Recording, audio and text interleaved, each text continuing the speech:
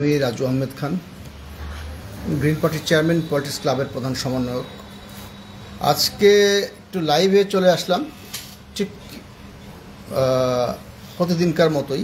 আজকে আমার পলিটিক্স ক্লাবের মুখোমুখি অনুষ্ঠানের হট সিটে আছেন আপনাদের সকলের পরিচিত মুখ আর কি, ন্যাশনাল ডেমোক্রেটিক পার্টির সাধারণ সম্পাদক এবং জাতীয় মানবাধিকার সমিতির চেয়ারম্যান মোহাম্মদ মঞ্জুর হোসেন ইসা। ইসা ভাই, আপনি কেমন আছেন? আলহামদুলিল্লাহ। আসলে পবিত্র মাহে রমজান, রমজানে সবাইকে মাহে রমজানের শুভেচ্ছা। আলহামদুলিল্লাহ ভালো আছি। আপনি তো বেশ লম্বা সফর করে কক্সবাজার, খুলনা এবং কয়েক জায়গায় ঘুরে আসলেন। এর মধ্যে পদ্মার পানি অনেক দূর গড়াই গেল। এর মধ্যে এই গত ৮ তারিখে ছিল নারী দিবস। নারী দিবস আসবার আগেই সারা বাংলাদেশে মানে নারী ধর্ষণের নানান খবরে আমরা অস্থির হয়ে গেলাম।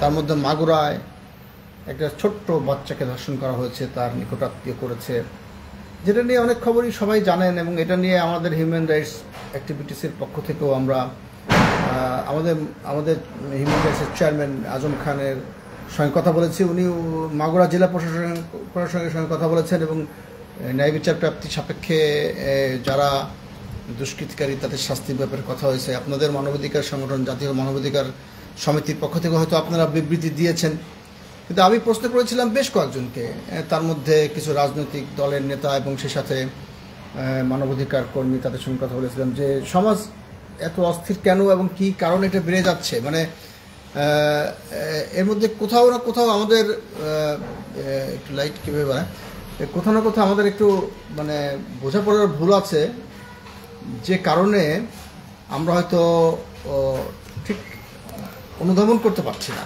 যে কী কারণে ধর্ষণ বেড়ে যাচ্ছে।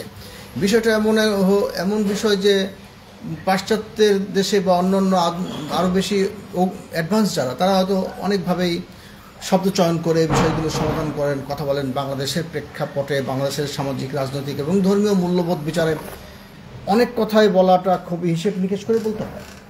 আজকে আপনাকে মানে জাস্ট বলার আগে আমি কিছু মানে প্লট রেডি করে দিচ্ছি যে কেন আমাদের শিক্ষা প্রতিষ্ঠানে সেই বিষয়গুলো মানে অন্তর্ভুক্ত হয়নি, যে কত বয়সের ব্যবধানে বিয়ে করতে হবে এবং সেই একটা জীবনের এমন একটি পর্যায়ে দেখা যাচ্ছে যে দুইজন স্বামী স্ত্রীর মধ্যে ব্যবধান খুব কাছাকাছি থাকাতে হয়তো মানে পুরুষ যিনি তার প্রয়োজন থেকে যাচ্ছে এবং সেক্ষেত্রে তার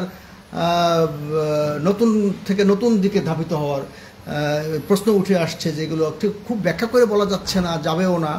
আমাদের সমাজ যে বিনির্মাণ, যেমন একটা বর্জ্য ব্যবস্থাপনা থাকে একটা আবাসিক এলাকায়, যেমন ঠিক যেখানে সেখানে ময়লা ফেলা যাবে না, এবং একটা রাষ্ট্র ব্যবস্থাও কিন্তু একটা এই ধরনের সিস্টেম ব্রিটিশ আমল থেকে ছিল।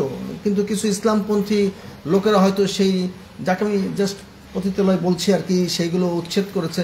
কিন্তু রাষ্ট্রীয়ভাবে একটা স্বাস্থ্যবিধি মেনে এই ব্যবস্থাগুলো শহরের উপকণ্ঠে থাকা দরকার ছিল। হয়তো বা যে কারণে পৃথিবী সৃষ্টি করেছেন সৃষ্টিকর্তা, যে তিনি নরকও সৃষ্টি করেছেন, জানেন যে কেউ না কেউ হয়তো খারাপ কাজ করবে, তার জন্য নরক। রাষ্ট্র বিনির্মাণের আগে যেমন জেলখানা তৈরি করা হয়, সেরকম সমাজ গঠনের আগে সেটার একটা নির্দিষ্ট জায়গা থাকা দরকার ছিল, যার কারণে আমাদের সমাজ বিনষ্ট হয়ে যাচ্ছে, যেখানে সেখানে হামলে পড়ছে। এটা রাষ্ট্রীয়ভাবে এবং সামাজিকভাবে কীভাবে মোকাবেলা করা সম্ভব? মঞ্জুর হোসেন ইসা ভাই। ধন্যবাদ। আসলে প্রথমেই আজকে মাগুরার যে বিষয়টি আপনি তুলে ধরেছেন, আসিয়া, আপনি জানেন যে আসিয়ার ৮ তারিখেই ডিএনএ টেস্ট করা হয়েছিল এবং যে ৩ জনকে গ্রেপ্তার করা হয়েছে পুরুষ, তাদেরও ডিএনএ টেস্ট যখন করা হয়েছে, তারা প্রথমে বলেছিল ২ জন ধর্ষণ করেছে, কিন্তু ডিএনএ টেস্টের পরে দেখা গেছে আসলে ২ জন না, ৩ জনই ধর্ষণ করেছিল। আচ্ছা। এবং এই ঘটনায় এটি কতটা পাশবিক, কতটা নির্মম, কতটা হিংস্র, কতটা পশুত্ব আপনি বুঝতেই পারছেন যে আসিয়ার যিনি দুলাভাই, আসিয়ার মানে দুলাভাই তো অনেক সময় বড় ভাই পিতৃতুল্যই হয়, সেখানে সে তার ভাই এবং তার শ্বশুর আর কি, আসিয়ার মানে বোনের শ্বশুর, 3 জন মিলে এরকম পাশবিক কাজের সাথে সম্পৃক্ত হয়েছিল এবং এরকম একটি ঘটনা এরকম একটা ব্যাড কালচার কি ওখানে প্রচলিত ছিল কিনা, আমি সপরিবারে আমি আসলে এই বিষয়টি শুধু আসিয়া না, সারা বাংলাদেশে কয়েকটি ঘটনা খুব হু হু করে বাড়ছে। আপনারা দেখছেন যে সারা ঢাকা শহরে যেমন আগুন লাগার একটা বিষয় আপনারা হু হু করে বাড়ছে। গত কয়েকদিন আগে একই সময় 3 জায়গায় আগুনের ঘটনা, গাবতলী, গুলশান আর গাজীপুর। গতকালকে দেখলাম করাইল বস্তিতেও আগুন লেগেছে। এভাবে আগুন, একদিকে ধর্ষণ, একদিকে ছিনতাই, একদিকে চাঁদাবাজি, মব জাস্টিস। হ্যাঁ, মব জাস্টিস, অর্থাৎ রাষ্ট্রকে অস্থির করার জন্য যা যা প্রয়োজন প্রত্যেকটা বিষয় কিন্তু খুবই পরিকল্পিতভাবে হচ্ছে বলে আমি মনে করছি। এবং এগুলো কি পরিকল্পিত? আমার কাছে মনে হচ্ছে যে এটি পরিকল্পিত, কারণ একই সময় যে এরকম ঘটনা ঘটছে এবং সেই ঘটনাগুলো পর্যায়ক্রমে সবার মুখে মুখে উঠে আসছে। তার মানে কি, দেশকে অস্থির করার জন্য মানে সুনির্দিষ্টভাবে একটি ষড়যন্ত্র আমি মনে করি। এবং যারা গত 16 বছর এই ক্ষমতায় ছিল, এখনও তাদের দোসররা বাংলাদেশের বিভিন্ন জায়গায় খুব প্রতিষ্ঠিতভাবে রয়েছে, অর্থনৈতিকভাবে রয়েছে। গতকালকে মানবজমিনে একটি খবর দেখলাম যে একজন সাধারণ ঠিকাদার, সে শুধু মির্জা আজম এবং ওবায়দুল কাদেরের পৃষ্ঠপোষকতায় 60,000 কোটি টাকার রেলের একটা কাজ করেছে। এই যে মানে পৃষ্ঠপোষকতায় এত হাজার হাজার কোটি টাকা, যে টাকার দুর্নীতির কোনো শেষ সীমা নেই, এবং সেই টাকার মূল অংশ শেখ রেহানার কাছে দিয়েছে, মানে 30% সেখানে চলে গেছে। গতকালকে পত্রিকার খবর থেকে জানতে পারলাম। এইভাবে প্রত্যেকটা খাতে এই যে হাজার হাজার কোটি টাকা, যে কোটি টাকা মিলিয়ন বিলিয়ন, কোনো সীমা পরিসীমা নেই। এবং এই কারণেই এই টাকাগুলো যেহেতু ছড়িয়ে আছে, আপনারা জানেন যে সম্প্রতি বেশ কিছু টাকা ব্যাংক জব্দ করা হচ্ছে, কিন্তু এই বিষয়গুলোকে অস্থির করার জন্য এবং ষড়যন্ত্র প্রক্রিয়া খুব ব্যাপকভাবে চলছে বলে আমি মনে করছি। আচ্ছা, আপনার কথা শুনছেন, আমরা দেখতে পাচ্ছি সোশ্যাল মিডিয়ায় এসকে বর্ষা, সালমা বেগম, এমডি আজমির হোসেন। অবশ্য এই সালমা সেই সালমা না, আমাদের একজন পরিচিত সালমা আছে, মুলকের সালমা। তো আপনি যেই কথাগুলো বলছেন যে পরিকল্পিত ষড়যন্ত্র ইত্যাদি ইত্যাদি, এখানে আমার আরও কিছু কথা রয়ে গেছে। যে কারণে এই 5ই আগস্টের একটা বৈষম্যের বিরুদ্ধে যুদ্ধ করে যারা নতুন কিছু করতে চায়, দেখতে চায়, তারা কি সেই দুর্নীতি বা সেই অনিয়মের বাইরে নিজেদেরকে খুব বেশি প্রকাশ করতে পেরেছেন, নাকি হোটেল কন্টিনেন্টালের মতো জায়গায় নতুন দল রাষ্ট্রীয় পৃষ্ঠপোষকতায় তৈরি হয়েছে, তারা এখন বড় রকমের একটি প্ল্যাটফর্মে ইফতার করাচ্ছে সবাইকে, অনেক টাকা পয়সা খরচের ব্যাপার। কেউ বলছে তারা এইসব টাকা কোথায় পাচ্ছে, এবং তারা যে আত্মপ্রকাশ করেছে, আত্মপ্রকাশ অনুষ্ঠানের খরচ এবং ঢাকার বাইরে থেকে বিভিন্ন জেলার ডিসি সাহেবরা নাকি ট্র্যাক পাঠিয়েছেন, সেরকম গুজব হতে পারে, সত্যিও হতে পারে। কিন্তু মানে এমনও শোনা যাচ্ছে বসুন্ধরা গ্রুপ থেকে আরম্ভ করে অনেক গ্রুপে তাদেরকে ফাইন্যান্স করছে। আসলে কি, যাদের একটু ক্ষমতার কাছাকাছি যাওয়ার গন্ধ পাওয়া যায় সেখানে ফাইন্যান্স হয়, এবং সেই ফাইন্যান্স ভাইরা নেবেন কেন? তারা তো দুর্নীতির বিরুদ্ধে যুদ্ধ করেই একটি নতুন বাংলাদেশ গড়বার জন্য কাজ করছেন। এখানে আপনি বলেছেন, আপনার এই কথার সঙ্গে আরেকটু আমি সংযুক্ত করি, আপনি বলেছেন যে একটি ষড়যন্ত্র। আমি তো দেখতে পাচ্ছি যে এই ষড়যন্ত্র, এই যে মব জাস্টিস এখন যেটা হচ্ছে, সেটা হলো আইন নিজের হাতে তুলে নিচ্ছে যারা, 32 ভাঙা থেকে আরম্ভ করে একজন ধরেন আপনার যে কোনো একজন ব্যক্তির বাড়িতে যে সাধারণ মানুষ যে হানা দিচ্ছে, বলে যে এখানে অনেক টাকা পয়সা সোনাদানা আছে, সেখানে পুলিশ নির্বিকার, অনেক ক্ষেত্রে পুলিশও মার খাচ্ছে। তো এই পুরো সিচুয়েশনটা কন্ট্রোল করতে পারছে না এই সরকার। এটা আবার বলেও অনেকে নিন্দার তোপের মুখে পড়তে হচ্ছে, কিন্তু আসলে যে কন্ট্রোল করতে পারছে না, এই কথা তো ডক্টর ইউনূস নিজেই স্বীকার করেছেন। এর মধ্যে বিরোধী দলের বা এখন যারা বিরোধী দল, আগে যারা ক্ষমতা ছিল, তাদের চক্রান্ত ষড়যন্ত্র থাকবেই। এটা তো মোকাবেলা করেই রাষ্ট্র চালাতে হয়। রাষ্ট্র তো একটি যন্ত্র, এখানে তো সর্বশক্তি বিনিয়োগ করেই সেই ব্যবস্থা নিতে হবে। এবং এই রাষ্ট্রের উচিত হবে, এই অন্তর্বর্তীকালীন সরকারের উচিত হবে সকল দল মত নির্বিশেষে সকলকে ডেকে মানে বসা। তারা তো সংশ্লিষ্ট কিছু পেপার পত্রিকায় দেখে কিছু নিবন্ধিত দলকে ডাকে, তারা কথা বলে। এবং আপনারা জানেন যে গতকাল একটা ব্যাপক উত্তাল আন্দোলন হয়েছে, সেটা এই প্রজ্ঞাপন জারি করেছে রাজনৈতিক দলের নিবন্ধন নিয়ে, যেটা ঠিক একই জিনিস বারবার, মানে আগের সরকারের আমলের মতোই প্রজ্ঞাপনটা জারি করেছে যে এত এত অফিস থাকতে হবে, এত এত কন্ডিশনস। তাহলে এই নতুন রাজনৈতিক যারা রাজনীতি করবে, সৎ এবং যোগ্য মানুষ, যারা কালো টাকা পেশি শক্তি মুক্ত, তাদের জন্য কি রাজনীতি নয়? তাদের দলেরকে নিবন্ধন হবে না? তাহলে এই নতুন সরকারের কাছে আমরা কি চাই, কি পাবো, আপনি একটু বলবেন। ধন্যবাদ। আপনি যেমনটি বলছিলেন, আসলেই ক্ষমতা এমন একটি ঘ্রাণ, যখন যে এই ঘ্রাণে চলে যায়, তার ঘ্রাণের চারপাশের মানুষগুলো এই ঘ্রাণে নিজেরাই আচ্ছন্ন হয়ে যায়। এবং যে কথাটি বলছিলেন যে নতুন যে রাজনৈতিক দল, তারা বাংলাদেশের শীর্ষ রেস্তোরাঁতে, আন্তর্জাতিক মানের রেস্তোরাঁতে ইফতারি করছে, বড় জায়গায় অনুষ্ঠান করছে, অথচ অনেক 30 বছর 35 বছরের দলেরও এই কোনো অস্তিত্ব সংকটে রয়েছে। মুসলিম লীগ অস্তিত্ব নেই। আজকে নানা রাজনৈতিক দল, কিন্তু এখন এই দল এসেই যেভাবে সারা বাংলাদেশের মানুষের মানে দৃষ্টি আকর্ষণ করতে পেরেছে, এটি আসলে আমাদের রাজনীতিতে মানে ক্ষমতায় যারা যাবে সেই জায়গা থেকে যখন কেউ উপলব্ধি করে, যারা কালোবাজারি, কালো টাকার মালিক, প্রভাবশালী, তারা তাদের পাশে গিয়ে দাঁড়ায় এবং তাদের এই কালো টাকাকে ভবিষ্যতে আরও মানে সুবিধা নেওয়ার জন্য এই কাজগুলো করে। তা এখন আমি ঘোষণা দিলাম যে আমি দুর্নীতিমুক্ত একটি বাংলাদেশ চাই, আমি একটি স্বাধীন বাংলাদেশ চাই, যে বাংলাদেশের মানুষ বুক ফুলিয়ে কথা বলতে পারবে, আমি যে বাংলাদেশের মানুষ ন্যায় বিচার পাবে, যে বাংলাদেশের মানুষ কল্যাণমুখী হবে, মানবিক রাষ্ট্র হবে যে রাষ্ট্র। তো এরকম একটি ঘোষণা দেওয়ার পরে যদি দুর্নীতিবাজদের সাথে আঘাত করা হয়, দুর্নীতিদের টাকা যদি লুফে নেওয়া হয়, দুর্নীতিবাজদের টাকা দিয়ে যদি কোনো কর্মকাণ্ড করা হয়, তাহলে কিন্তু এই যে ঘোষণা, এই ঘোষণার মধ্যেই থেকে যাবে, লক্ষ্যমাত্রা পাচ্ছেন। তা আমার প্রশ্ন, আমি বিশ্বাস করতে চাই না যে এরকম তারা এরকম থেকে নিচ্ছে। তারা তাদের অবস্থানটা, টাকার উৎসটা, যারা এই ধরনের বড় বড় প্রোগ্রাম করছে রাতারাতি এত বড় বড়, তারা তো একসময় ছাত্রই ছিল। এই ছাত্রদের হঠাৎ করে তাদের কি রাষ্ট্র টাকা দিয়ে পৃষ্ঠপোষকতা করছে সরাসরি রাষ্ট্রীয় কোষাগার থেকে, না তাদেরকে কারা টাকা দিচ্ছে, এই বিষয়টা তাদেরকেই পরিষ্কার করতে হবে। যেহেতু তারা নিজেরাই ঘোষণা দিয়েছিল, শহীদ আবু সাইদ, শহীদ মুগ্ধ, তাদের রক্তের উপরে তারা দাঁড়িয়ে আছে এবং তাদের রক্তের উপরে দাঁড়িয়ে তারা রাজনৈতিক দল করেছে। এখন সেই রক্তের উপরে দাঁড়িয়ে কি তারা বেইমানি করছে, না সেই রক্তের ঋণ শোধ করছে, এই বিষয়টি তারাই তাদের অবস্থান থেকে খোলাসা করবে বলে আমি মনে করি। কেউ কেউ বলছেন যে শস্যের মধ্যে ভূত, আসলে এই ভূত তাড়াবে কে? মানে যেই লঙ্কায় যায় সেই যদি রাবণ হয়। আজকে দেখেন গ্রিন পার্টি, আমার মোবাইলে এমবি শেষ হয়ে গেছে আজকে 2-3 দিন, আমি এমবি ঢুকাইতে পারছি না, অথচ আপনার এমবিতে আপনার মোবাইলে এখন আমি লাইভ করতে হচ্ছে। এটা একটা রাজনৈতিক দল, মানে দরিদ্র মানুষের প্রতিনিধিত্ব করি আমরা, মানে পলিটিক্স ক্লাবের এই আলোচনা করি, এখানে অনেকে আসেন, কথা বলেন, কিন্তু সোশ্যাল মিডিয়ায় গ্রিন পার্টি সবচেয়ে বেশি সরব, এটা আপনি নিজেই বলেছেন। অথচ দেখেন গ্রিন পার্টি সহ আপনাদের আরও আমাদের অনেক দলকে এই যে লিজেন্ড রাজনৈতিক দল, তাদের এই হোটেল কন্টিনেন্টালের দাওয়াতই দেয়নি।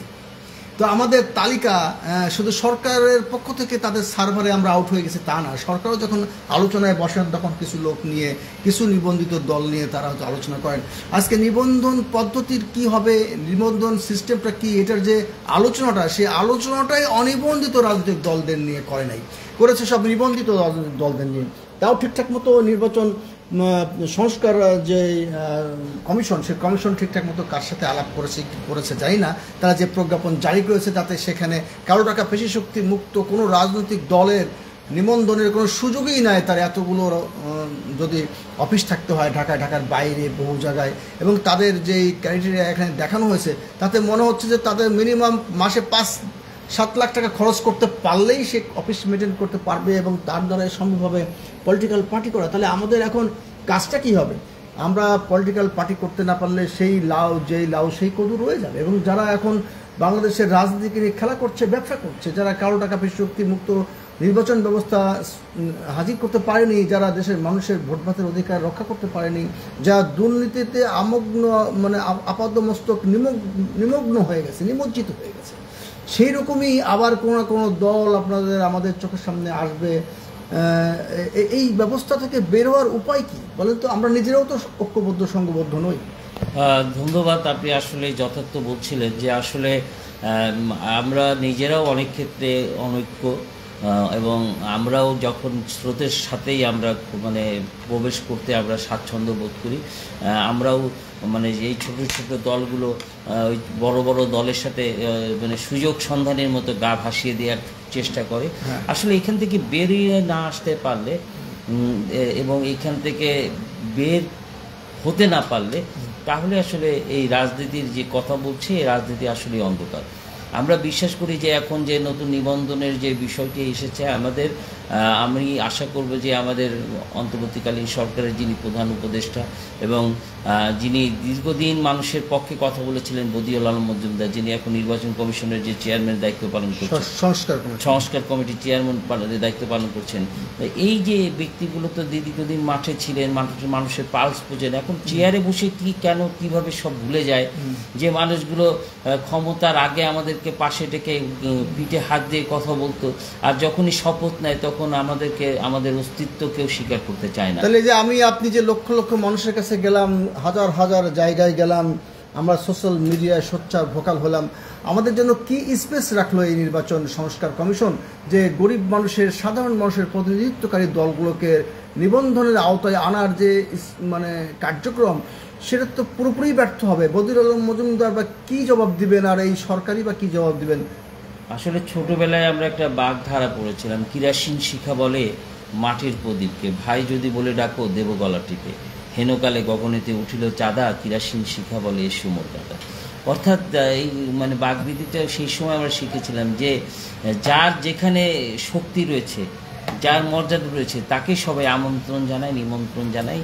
দেশপ্রেমিক, দেশের জন্য যারা কাজ করে, মানুষের জন্য যারা কাজ করে, মনুষ্যত্ব নিয়ে যারা কাজ করে, আসলে তারা এখন অচল পয়সার মতো হয়ে গেছে। আর যারা ধুমধারাক্কা কাজ করে, যারা লোক দেখানো কাজ করে, যারা মানুষকে উদ্বুদ্ধ করতে পারে যে আমি একটা জায়গায় চলে যাচ্ছি, এবং সেই পৃষ্ঠপোষকতায় যখন রাষ্ট্রের যারা গুরুত্বপূর্ণ ব্যক্তি তারা পাশে থাকে, তখন অন্য সাধারণ মানুষ উপলব্ধি করে আসলেই তো তাই, সেই তো চলে যাচ্ছে একটা গুরুত্বপূর্ণ জায়গায়, কারণ রাষ্ট্রের অমুক ব্যক্তি ও তমুক ব্যক্তি তো তার পাশে রয়েছে।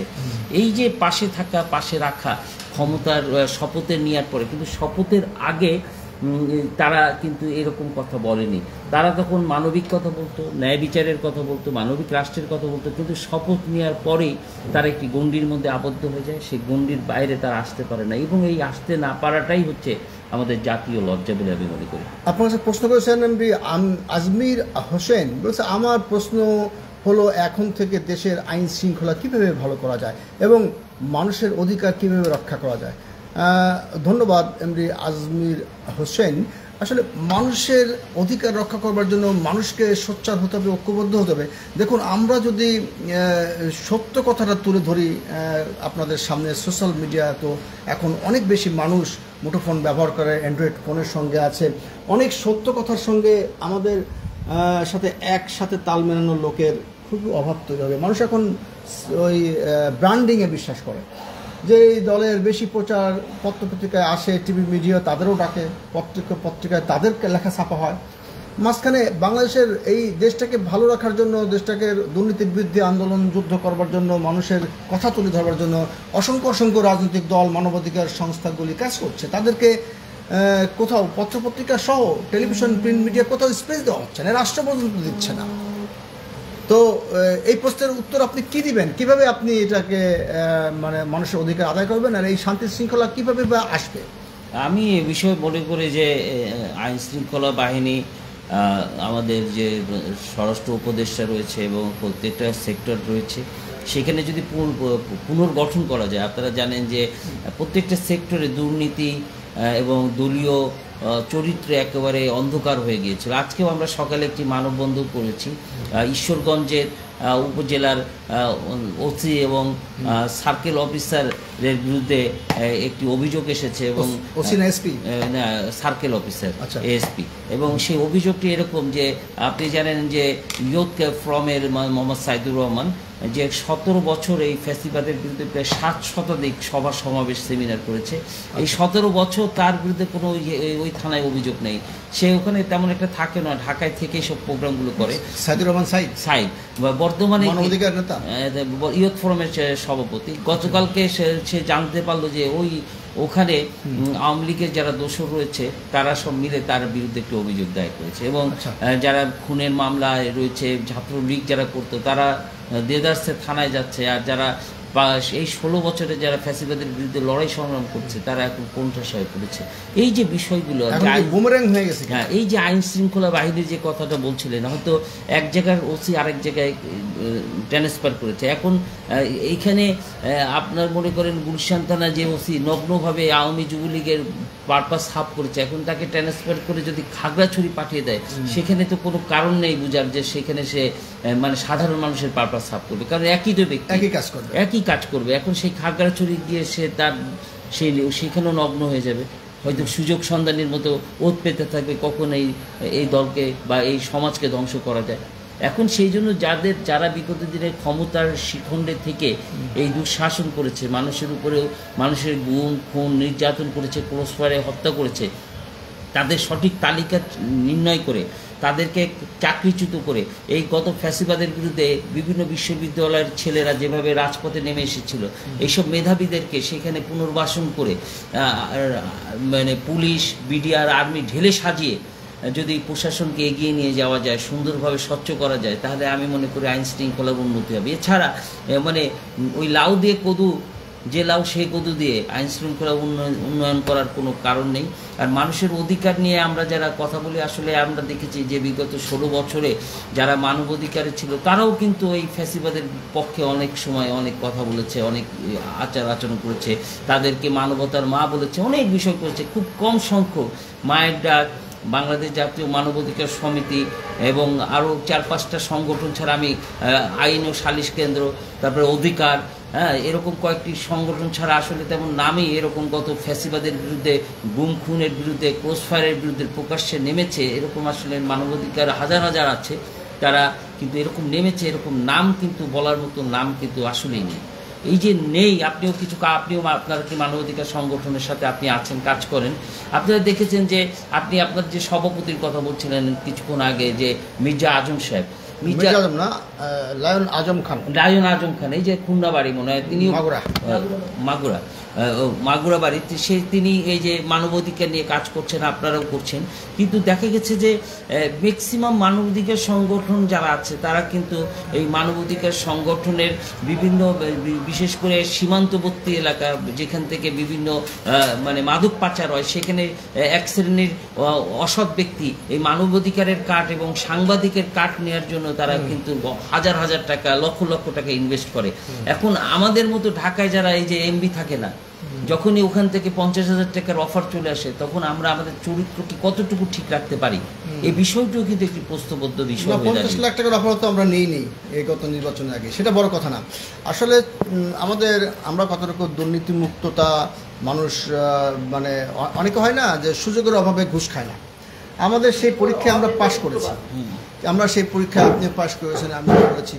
আমরা এই বাংলাদেশের মানুষকে মব জাস্টিস থেকে দূর করতে হলে, সুশাসন প্রতিষ্ঠা করতে হলে, যেটা যেভাবে এই সরকারের দায়িত্ব ছিল সেটা সেইভাবে ঠিকঠাক মতো করতে পারেনি। হয়তো কেউ বলছে যে ব্যাপকভাবে সব চক্রান্ত হচ্ছে, সময় লাগবে, কিন্তু এরই মধ্য দিয়ে দেখেন মানুষ ছিনতাইকারী সন্দেহে ঝোলায় উল্টো করে পিঠায় মেরে ফেলছে, যেখানে মানে পুলিশ নির্বিকার। তো আমরা কিন্তু প্রথম বলেছিলাম যে 1 লাখ পুলিশ একদম নিয়োগ দিয়ে দিন সঙ্গে সঙ্গে, কিন্তু সেই বিষয়গুলো ঠিকঠাক মতো করতে পারেনি। প্রথম 5ই আগস্টের কিছুদিন পর তো ব্যাপকভাবে ডাকাতির আক্রমণ, আতঙ্ক ছিল। তারপরে সেই পুলিশ সংস্কারের কিছুটা করা সম্ভব হলেও পুলিশ কিন্তু এখনও উঠে দাঁড়াতে পারেনি। আপনার কথা শুনছেন HM জাফর আলী। তো আমরা আলোচনা শেষ করবো এখানে। রমজানের দিন বেশি কথা তো বলাও যাবে না। আমাদের প্রথম কথাটা যেটা ছিল যে এই যে ধর্ষণ ব্যাপকভাবে বেড়েছে, তার সঙ্গে বাকি কথাগুলো অনেকেই বলে না, যে আমরা যে অনেক সময় মোবাইল ফোন ইউজ করি, সেখানে কিন্তু অনেক পর্ণ অবাধে চলে আসে, সেখানে ফিল্টারিং সিস্টেম নাই, যে কেউ তার মোবাইলে, এমনকি ফেসবুক চালাতে গেলেও অনেক সময় দেখা যাচ্ছে যে কোনো পেজে লাইক নাই, কিন্তু একটা অশ্লীল পেজের ফরওয়ার্ডিং সিস্টেমে চলে আসতেছে আমাদের বাচ্চা কাচ্চার সামনে, আমরা মোবাইলে চালাতে পারি না।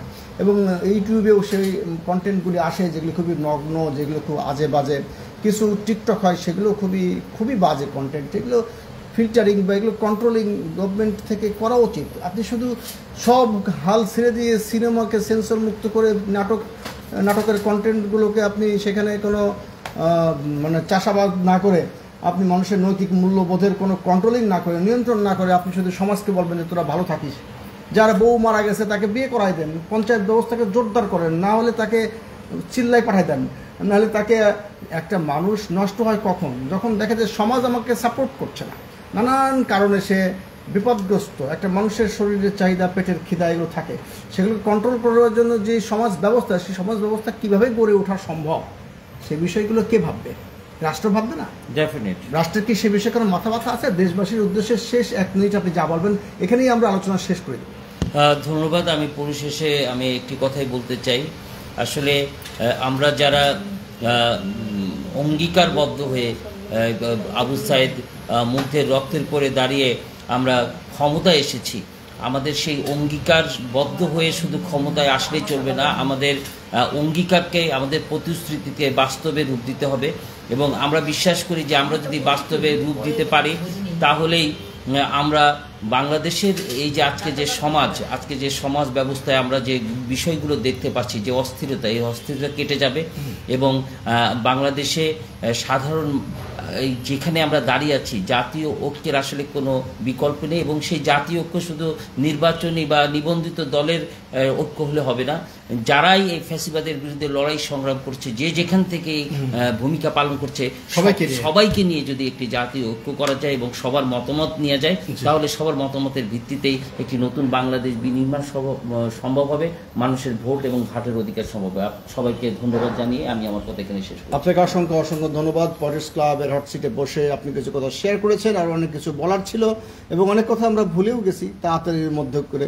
এর মধ্যে দিয়ে নানান প্যারামিটারে আমরা আমাদের দেশের অস্থিতিশীল অবস্থা দেখতে পাচ্ছি, মব জাস্টিস দেখতে পাচ্ছি, দুর্নীতি তো আছেই, সেই সাথে ধর্ষণ বেড়ে গেছে, মানুষের নিরাপত্তা, জানমালের নিরাপত্তা নেই, ডাকাত ছিনতাইকারীর আতঙ্ক রয়ে গেছে, পুলিশ ঠিক মতো সামাল দিতে পারছে না, হিমশিম খাচ্ছে। আপনি আশা করব মাঝে মাঝে আমাদের এই পয়েটার্স ক্লাবের হট সিটে আসবেন, আপনার মূল্যবান বক্তব্য শেয়ার করবেন, দেশবাসী আপনার কথা শুনতে চায়। আপনাকে অসংখ্য অসংখ্য ধন্যবাদ।